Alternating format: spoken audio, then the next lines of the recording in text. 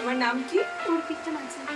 আচ্ছা, তুমি কি হেয়ার কাট করতে চাও? এতটা তো লেন্থ আছে। হ্যাঁ, লেন্থ একটু ছোট হবে, মানে কাঁধের একটু শোল্ডার পর্যন্ত। আর সামনেটায় কাটেন ব্যাংস। কাটিং ব্যাংস করবে। আচ্ছা, আর কি টাইপের করবে? মানে বাউন্স থাকবে এরকম? কোনো ছবি এনেছো? হ্যাঁ, দেখো, এটা বাউন্স কাট। হ্যাঁ খুব একটা করবে না। হ্যাঁ, এটা বাউন্স কাট। তুমি এদিকে ঘুরিয়ে দাও, সামনে নিয়ে এসো, কি কাট করতে চাও।